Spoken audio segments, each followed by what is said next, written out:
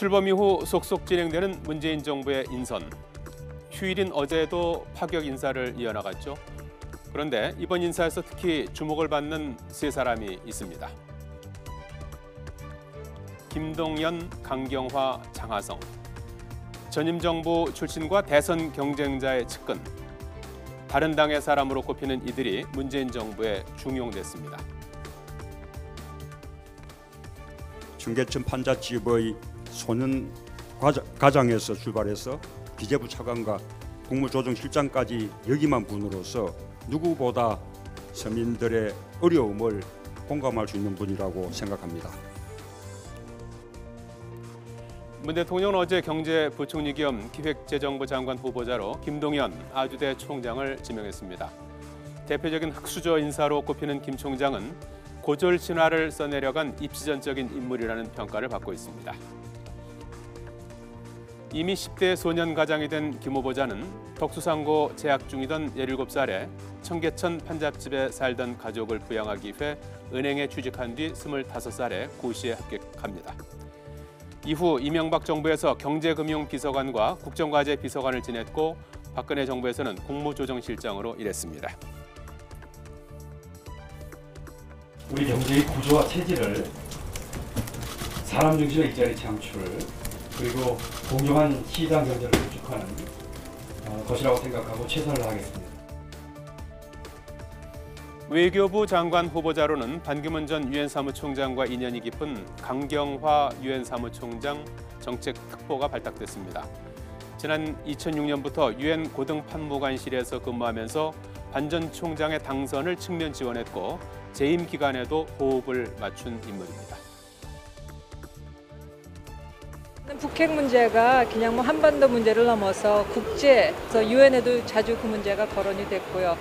또 제가 그 문제를 직접 다루진 않았다고 하더라도 국제 무대에서 여러 가지 현안에 대해서 많은 활동을 했고 경험이 있고 그 경험을 바탕으로 제 나름대로 기여를 하고자 합니다.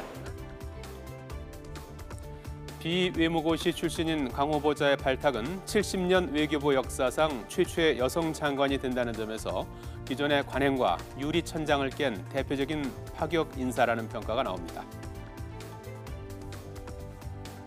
청와대 정책실장에 임명된 장하성 고려대 경영학과 교수는 안철수 전 국민의당 대선 후보의 경제 멘토였죠. 장 실장은 18대 대선에서 안철수 캠프의 국민정책본부장을 맡았고 최근까지 안전후보 싱크탱크 정책네트워크 내일의 소장을 지냈습니다. 장하성 실장은 김상조 공정거래위원장 후보자와 함께 재벌 저격수로 꼽혀왔습니다. 장하성, 김상조라는 강력한 재벌 저격수 투톱 체제를 구축한 문재인 정부는 재벌 개혁 드라이브에 가속 페달을 밟을 것으로 전망됩니다. 정말 이 정부가 뭔가 변화를 일으키고 국민들의 눈높이에 맞춘 일을 이루어내겠다 하는 의지가 있구나. 그것이 사실은 제 마음을 흔들어 놓았고 그리고 대통령께서 말씀을 하시니까 제가 차마 더 이상 뭐라 말씀 못 드리고 마지막에 와서 마음이 흔들린 것 같습니다. 지난 10일 문재인 정부 출범 이후 열흘을 간 넘긴 어제까지 청와대가 발표한 30명의 인사를 살펴보면 특징이 뚜렷합니다. 호남 출신이 8명, 비서울 소재 대학 출신이 4명, 그리고 여성이 3명입니다. 50대 젊은 인재를 전면에 배치한 것 또한 눈여겨볼 만한 점입니다. 이념과 성향에 상관없이 대통합 인재를 고루 중용했고 출신 지역도 고르게 배분해서 지역색을 없앴다는 긍정적인 평가를 받고 있습니다.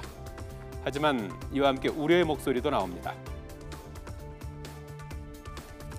파격적인 것 좋죠. 여러 가지로 신선하고 새롭고 다 수식어가 붙는 건 좋은데 그러나 이것 역시 가지 않은 길들 예를 들어서 몇몇 그런 이 청와대 이 인선이나 혹은 장관 인선은 전혀 경험이 없었던 사람들이 많거든요. 균형을 맞추었다고는 하나 전반적으로는 국민의 어떤 그 지지율이 높은 것에 가려져서 검증이 너무 안 된 분들이 전방에 배치된 게 아닌가 하는 우려도 갖고 있습니다. 모레인 24일 이낙연 국무총리 후보자의 인사청문회를 시작으로 문재인 정부 1기 내각 검증이 본격화됩니다. 6월까지 이어지는 인사청문회 전국은 여소야대 현실에서 펼쳐지는 첫 협치의 시험대로 꼽힙니다. 국민적 호응 속에 출발한 문재인호, 순항을 이어나갈지 국민의 눈은 막 항해를 시작한 문재인호에 집중돼 있습니다.